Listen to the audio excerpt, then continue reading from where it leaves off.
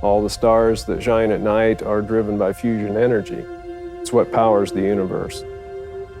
The challenge is, how do we take that enormous object and that enormous power and recreate those conditions here on Earth? If we can do that, we can supply civilization with the energy it needs to develop in a way that it removes the scarcity of energy as a factor in how we develop as human society.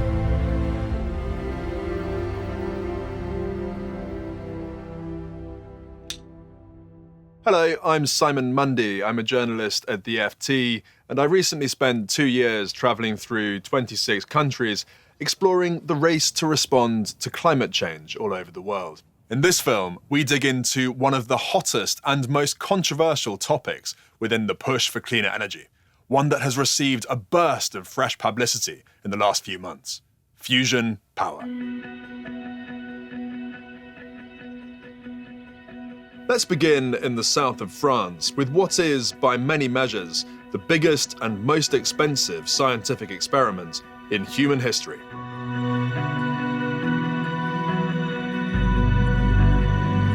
This is ITER, or to give it its full name, the International Thermonuclear Experimental Reactor.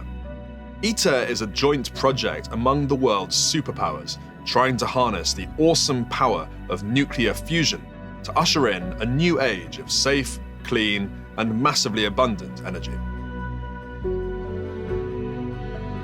Together, the EU, US, Russia, China, India, Japan, and South Korea have contributed tens of billions of dollars and thousands of scientists to the project. Its origins date back to 1985, with a historic meeting between US President Ronald Reagan and Soviet leader Mikhail Gorbachev. Since the 1940s, scientists from their countries and others had been developing enormously powerful bombs using fusion energy, which were many times more powerful than the weapons dropped on Japan in 1945. In Geneva, the two leaders set out a vision to collaborate on fusion power for peaceful purposes. Je suis particulièrement heureux de vous accueillir aujourd'hui pour la signature de l'accord international ITER. It took years to gather the full international coalition behind the ITER project, which was formally launched in 2007. In the 15 years since then, vast sums have gone into building a fusion reactor in the French region of Provence, a huge structure that will be taller than Paris's Arc de Triomphe, covering the area of 60 football pitches. Progress has been slower and more difficult than anticipated. The idea, when it was formed, was to bring, cultures and nations that have been in the past sometimes at odds with each other together. In fact, it was born between Ronald Reagan and Gorbachev. And then more parties, more members joined. So it is a place of peace in some sense. This being said, of course, there is also some complexity coming with an international collaboration, with having, some degree of politics associated. Okay, some compromises must be made. So it is not, the most efficient of the organizations that you can imagine to create an object of the kind, but it is part of its purpose. Projects like this, where you do sort of frontier research, go through moments of crisis. Sometimes the moments of crisis are of managerial nature, organizational nature, sometimes are of technical nature. Building a device like this always comes with big technical problems, even in the creation of this research infrastructure. So this is my priority now. It is to resolve these technical problems. This is a problem that came because companies that were engaged in the production of some components that they never did before. But hold on a minute. What exactly is nuclear fusion? Well, first of all, let's be clear about what it's not.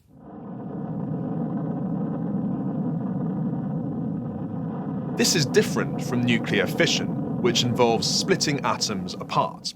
That's the reaction triggered in the bombs dropped on Hiroshima and Nagasaki in 1945. And also the reaction that powers all the nuclear reactors operating in the world today. Instead, nuclear fusion involves smashing atoms into each other with such force that they fuse, releasing enormous amounts of energy in the process. First, we know it works because it's what powers the universe. All the stars that shine at night are driven by fusion energy. And fusion is a process, by its very name, you can sort of guess. You take two small objects and you push them together, they fuse into a bigger object. And then the equation, most people maybe don't know physics equations, but they've heard E equals mc squared, which is energy is equal to the mass times the speed of light times itself. That speed of light's a big number. So if you make a little change in mass, you get a big amount of energy. So when you fuse these two small objects together to make a heavier one, there's a little bit of mass difference, and that shows up as energy from the reaction products. And that's what we need to make heat, to move turbines, to make electricity, or to make hydrogen for transportation fuel. And that's the basic idea. We use this mass change, and it's a nuclear force that we're using, to make a large amount of energy from a very small amount of mass. Following the first fusion experiments in the 1930s, fusion laboratories were established in nearly every industrialized nation. A major breakthrough occurred in 1968 in the Soviet Union. Physicists Igor Tamm and Andrei Sakharov, inspired by an original idea from Oleg Lavrentiev, introduced a toroidal magnetic confinement device that they called a tokamak. To make energy from all this, we need a machine that can reproduce the incredible power of the process that powers the sun within a single building here on Earth. The most popular model being developed by scientists at ITER and elsewhere is the tokamak, a term dreamed up by Soviet scientists in the 1950s. It describes a donut-shaped structure with very powerful magnets known as superconductors in the middle and around the outside. The idea used in most tokamak projects is to take two different types of hydrogen and mix them together in an extremely hot plasma, that's the fourth state of matter, in which charged particles float around in a kind of soup. One of those isotopes of hydrogen is called deuterium, which has one proton and one neutron in its nucleus. The other one is called tritium, and that has one proton and two neutrons. The magnets keep the plasma suspended in a vacuum without touching the walls of the chamber. When the plasma is heated to a high enough temperature, the deuterium and tritium atoms start fusing with each other to form helium, which has two protons and two neutrons in its nucleus. That leaves an extra neutron, which gets fired off into the walls of the reactor, generating heat. And that heat, if all goes to plan, can be used to generate enormous amounts of electricity.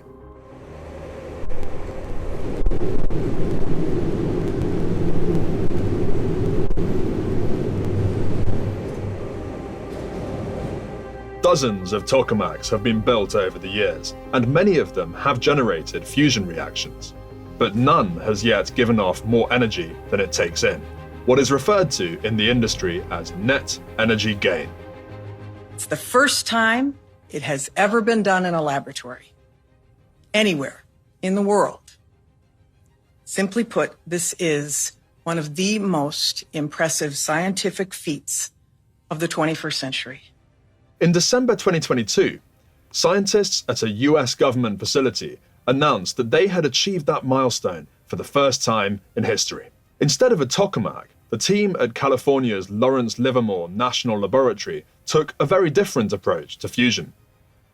They used a massive laser array to fire 2 megajoules of energy at a tiny metal sphere containing deuterium and tritium. That triggered a fusion reaction that gave off 3 megajoules of energy. That increase meant that a fusion reaction with net energy gain had been achieved, but it's far from clear how we could build on this to create a working power station. Those lasers consumed more than 300 megajoules of energy, over 100 times more than they fired into that metal sphere. So while net energy gain was achieved at the fusion stage of the process, the system as a whole ate up far more energy than it gave out. There are very significant hurdles, not just in the science, but in technology. This is one igniting capsule one time. And to realize commercial fusion energy, you have to do many things. You have to be able to produce many, many fusion ignition events per minute. At ITER, scientists like Valentina Nikolaeva are hoping that after so many years of work, they may yet achieve the elusive goal of net energy gain in a way that would provide a blueprint for fusion power plants that could be built in large numbers, generating vast amounts of energy for households and businesses all over the world. Her decision to work in nuclear physics was inspired by her father, who took part in the response to the nuclear disaster at Chernobyl in 1986. My question was can we use something different? And he mentioned that in principle, the three main parameters are sufficiency, sustainability, and safety. We can have something even more sufficient in theory and much safer. So it's not fission of very heavy nuclear, but fusion of very light nuclear, so that we don't have strong radiation, we don't have radioactive waste, and the fusion fuel can be taken just from the seawater. So in this case, we would have a safer source of energy. That's what we are doing here, trying to build this large-scale machine to prove and demonstrate wave to have an efficient fusion reaction, which means that plasma will heat itself. So the produced energy will be 10 times more than input energy. If something went wrong, it stops. It just stops. There's no potential for it to go out of control. So and from the reaction itself, the byproduct is helium. We fill kids' party balloons with helium. It's safe. I mean, it's really such a wonder. You can't imagine why we haven't done it before. Well, it's really hard, and we have to work hard at it, and I think we will succeed.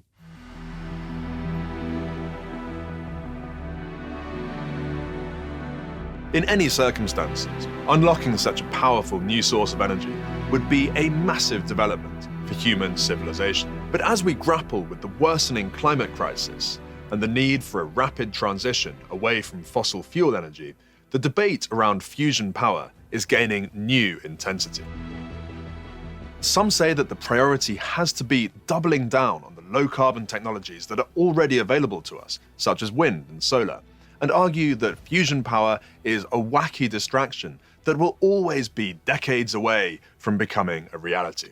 But to others, fusion looks like a potentially game-changing long-term answer to the twin problems of climate change and energy security. It's a solution to the energy transition, it's a solution to energy security, and I think it's within reach within the next sort of 8 to 10 years if people pull their fingers out. A lot of collaboration now is starting between the public labs and the private companies, and that's going to drive us towards commercialization, and that's what I personally find very exciting. We will need multiple companies that are successful, and I'm very convinced that will happen in the industry. Yeah.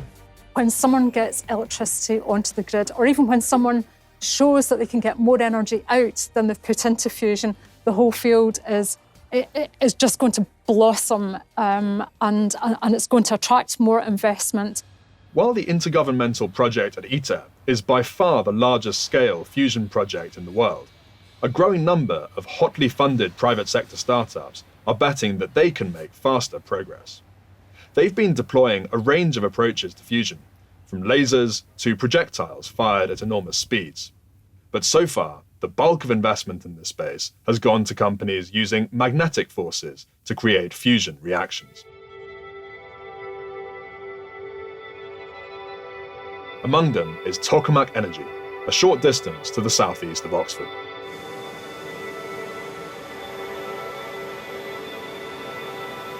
For a fraction of a second in early 2022, this machine behind me contained the hottest point of the entire solar system, 100 million degrees Celsius. That's about 5 times hotter than the center of the sun.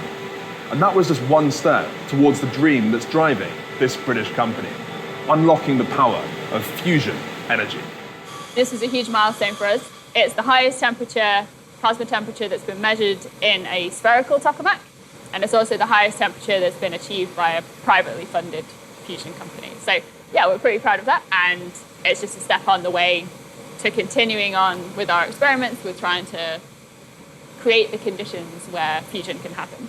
My interest in fusion started when I was doing my GCSEs. In school, we were lucky enough to have a fusion scientist come and give us a talk.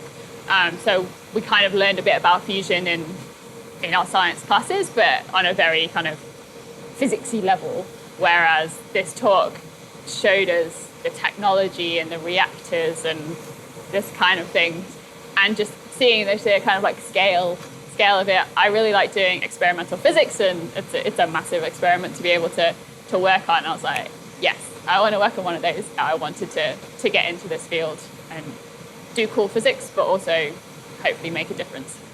Hannah is one of a large number of young scientists who have been drawn to this field in the UK, which has emerged as a significant hub of activity.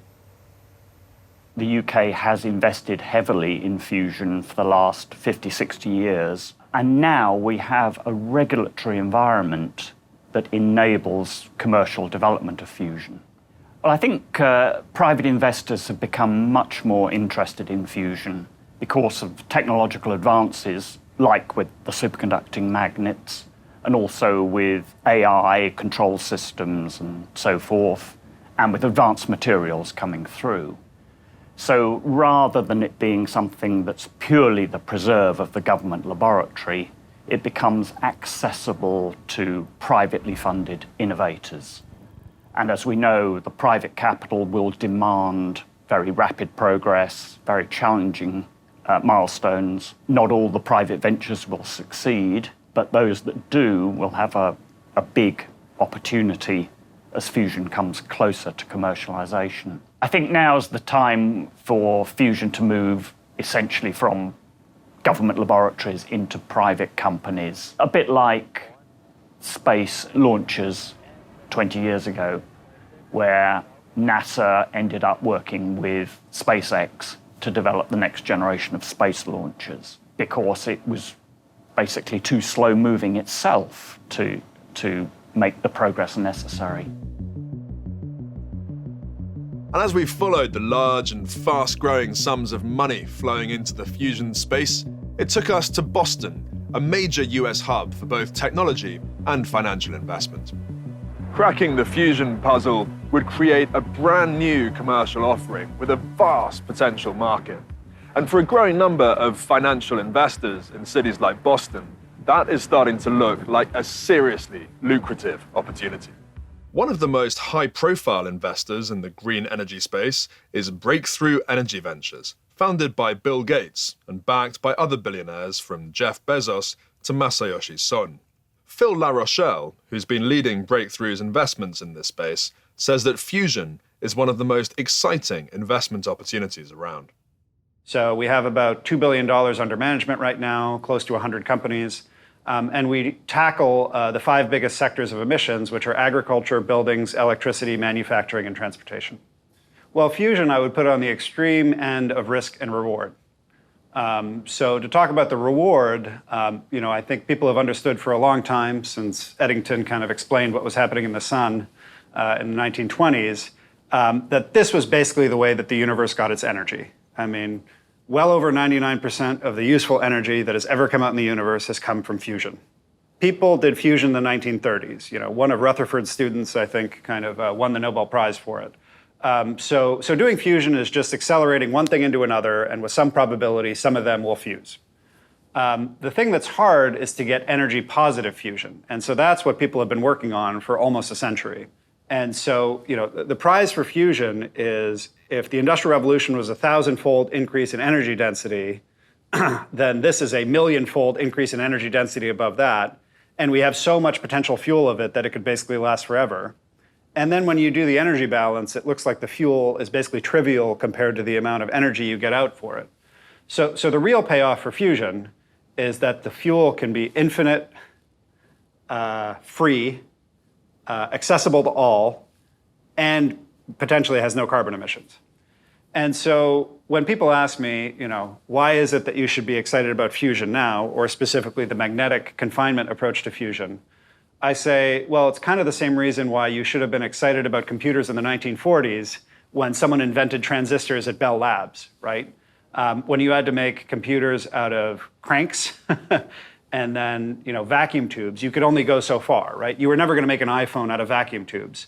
But the people who understood the science of computers and understood the potential for computers understood that if you could replace a vacuum tube, which is kind of big, kind of clunky, breaks a lot, is slow, generates too much heat, with a much better equivalent, then all of a sudden the scientific curiosity would kind of change the world. The same people are looking at fusion, and they're saying, hey, we understand how these machines work, and if we had a much better magnet, then all of a sudden maybe this goes from science project to kind of world-changing commercial technology. One of Phil's biggest bets to date has been on a Massachusetts-based company called Commonwealth Fusion Systems, which has raised about $2 billion for its technology using a new class of superconducting magnets. This tape has a crystal in it that makes it a superconductor that doesn't care really at all about the magnetic field. So this material science innovation meant that if you could take this material, which, it's not a magnet, it's just a flimsy thing, and learn how to build magnets with it, invent magnets on it, that those magnets could go to much higher magnetic fields than before. And that's what CFS did, is we took material like this, and there were some other innovations that had to happen in this material, and then invented a whole class of technologies that turned this into a magnet that's double the magnetic field of what happened before. That's generally useful, but when applied to fusion, that fact that it goes like the magnetic field to the fourth power, that's a factor of 16. So if you change something by a factor of 16, right? Imagine if you're driving your car and it's 16 times faster, that a 20-mile-an-hour drive suddenly turns into a 300-mile-an-hour drive. Like, that is a huge deal. And that made these tokamaks, really, really attractive to push to that final little factor that's needed to make more power out than in, and to make fusion power plants in a commercial and economic package that you could build a product in that you could scale. And that's what we're doing.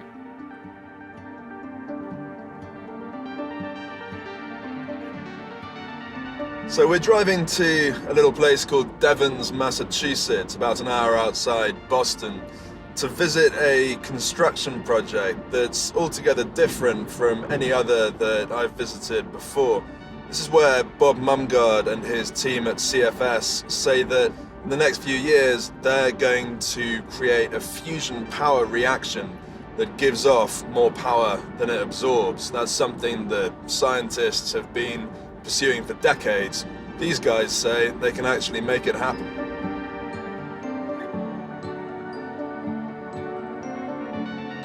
This is the spark construction. So this all was, a year ago, a field. And now what we're building is we're building the actual spark machine. So this is the building that will hold the spark machine, and actually standing where there'll be power supplies and transformers that will manage the power in and out of Spark. Spark is a demonstration, right? It is an integrated demonstration that we can create the conditions that are necessary for fusion to work, meaning we can get the temperature, the density, and the insulation, the confinement, all at the same time. If we do that, we get more power out from the plasma than went in. Q greater than 1, net energy, break even, those types of things. That's been a huge goal. And that is when you actually go from being a science project to being something that is a power plant-like thing. And then in 2025, we'll aim to turn it on, meaning like make the first plasmas on the path to net energy soon thereafter. So that's a pretty condensed timeline when you think about us buying the site in 2021 and having a working fusion system making more power than in like 2025. So that's like 4 years. This is like what happens when you shrink the scale and you put it into a very, very focused startup-like organization. So, this is impressive scale, but like this is a scale that you could build around the world, that we build things around the world every day at this scale. And this is, 1/10 the scale of the ITER construction site in France, which is building a tokamak to do net energy on the same sort of physics that we're doing with Spark, but without that new magnet technology. So amid all this excitement, how soon could commercial fusion power actually become a reality? We're now at a place where the science and component level advances and the capital available now, I think for the first time, makes it realistic that we might be able to have commercial fusion reactors, knock on wood, by the 2030s, I think. Maybe sooner, but I think 2030s at least you kind of have a believable story that if we tackle some challenges, it might happen. If you're talking about making electricity, we could make electricity in the presence of fusion power now. If you're talking about a plant that generates electricity more than it takes to run the plant itself, 2050s probably. If you're talking about 1%, 5% of the world's electricity capacity by fusion, you need time to develop an industry. There have to be successive generations. So probably I would love for it to be during this century, but probably toward the end of this century till you could get a real fusion economy going. You have to have a robust system of drivers to enable that. So, probably decades. We're looking at a pilot plant delivering power to the grid by 2032, and then scaling up for global deployment by 2040. So this is a potential solution to the challenge of deep decarbonisation. 2035, 2040, out to 2050 sort of deployment time. I don't think it will happen in my lifetime. It's when I started this, I thought so. I thought we would be able to make it. I see that it has degrees of complexity just by the nature of the process. I've started working in order to address the problem of global warming, but I don't think that the fusion will contribute in the short term. We understand that global warming is a problem now. If you want to make a difference on climate change now, you're going to have to ask people to make a change in their lifestyle. Energy efficiency likely isn't going to be enough. For me, fusion, if we do make a choice now to impact climate change, there'll be a sacrifice. Fusion gives the hope that that sacrifice doesn't need to be forever. Fusion power is not going to make a meaningful impact on the climate crisis or on energy security in the near term.